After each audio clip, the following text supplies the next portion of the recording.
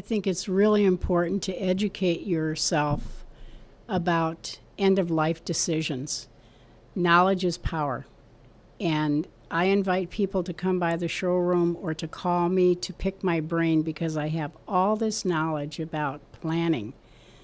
If you have time on your side, the decisions you make are so powerful. My biggest referral source are the local hospices and the chaplains from the hospitals around us. And if I can get the family member to come before the event, then their decisions make complete sense.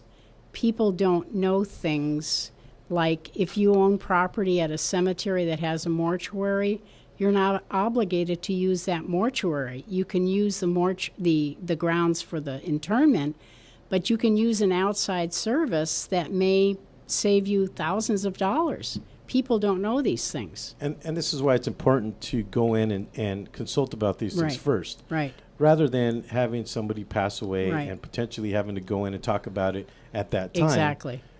Then Because you are at the mercy. I mean, you have to make a decision.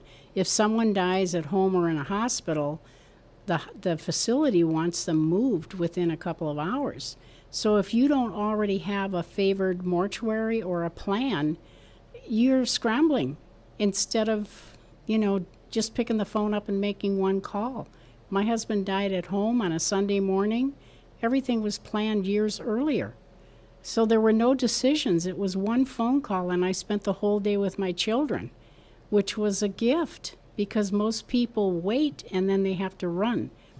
I tell my clients all the time, please drive carefully, because they think they're okay, but I know they're not okay. Oh. I know they're not okay.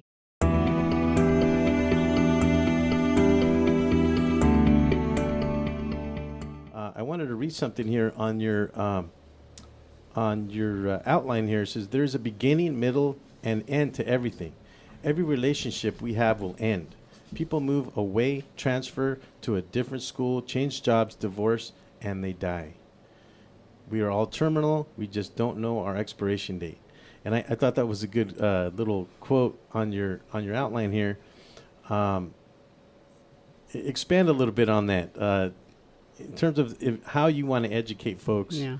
Well, I tell people all the time to not be caught dead, plan ahead for yourself. If you have elderly parents that are ultimately going to die, if you have a plan in place, it just makes all the difference in the world. And I was in a group the other day where one of the participants, her husband is very, very ill. And she said, should I bring my husband in to do a pre-need plan? I said, you don't have to bring your husband on. I said, you're going to make the arrangements ultimately. It's smarter if you do it now while you have your faculties. You don't have to pay anything. You just have a plan. A lot of families come to us and they don't even have a cemetery plot. I deal with 5 local brokers who sell cemetery property at 50% of what you pay at a cemetery. That's a huge savings. A lot of people come to us and they forget if the fellow was a vet, he's entitled to property and a vault and a marker at the National Cemetery. This saves a family about $5,000 or $6,000. And we have an example here of a casket for a Marine Corps. Yep. And you know what? When someone has been a vet, they definitely should have the honors. It's a beautiful ceremony, and there are different VFWs and American Legion posts that are happy to come out, do a 21. It's a very moving thing to have this done, and every vet should have that honor.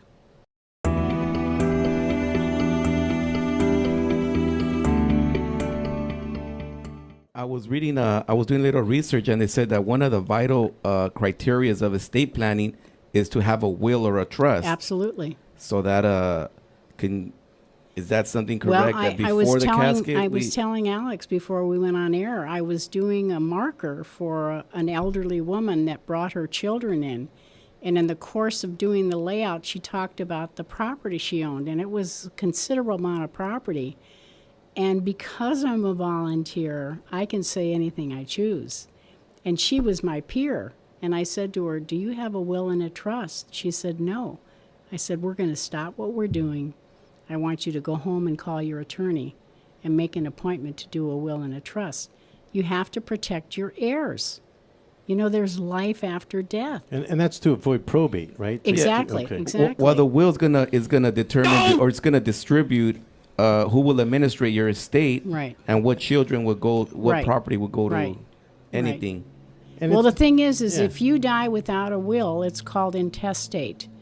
And then the state of California will require you to do a probate, which is not a cheap thing. It's an expensive process. not a fun process. It either. is not a fun. I've met so many families that it takes a long months and months, sometimes years, depending on the size of the estate. Yeah, because you always have one or two individuals in the family Exactly. that are being combative, Right, and they right. want more than the other Right, guy, yeah. and that whole business. So that's really out of Yeah. control. That's why, you know what I say to people, and I've said this all my life: if you're not using it and you do not need it, give it in your lifetime.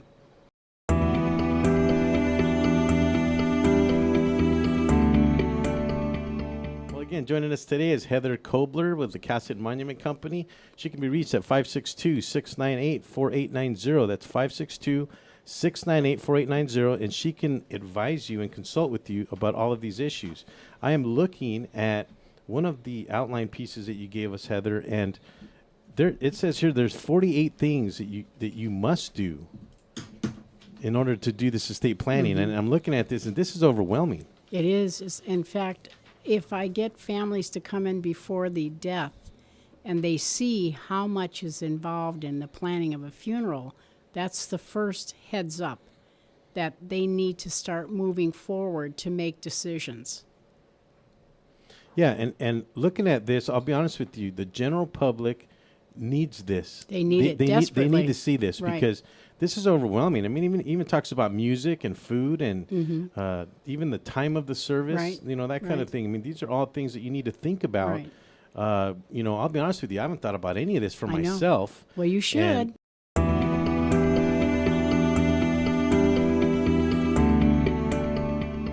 Let me ask you this. Have you had the what if conversation with your spouse? Now you mentioned that here on the outline. I haven't. Actually, Well, you know what? You have to have the conversation. If you do nothing, have the conversation so you know, sweetheart, I want to be buried or I want to be cremated. And if you're a vet, I want the honors. You have to at least tell each other.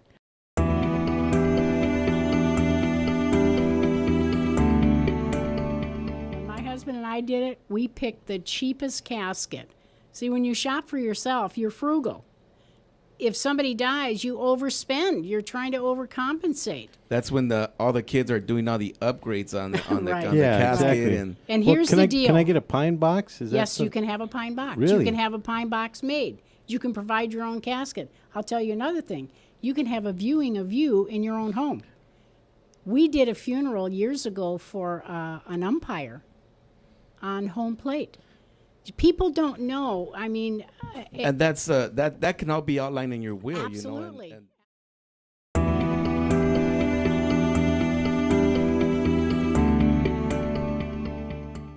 Forethought insurance. It's an insurance product. It's been around for a very long time. This is the only product they sell.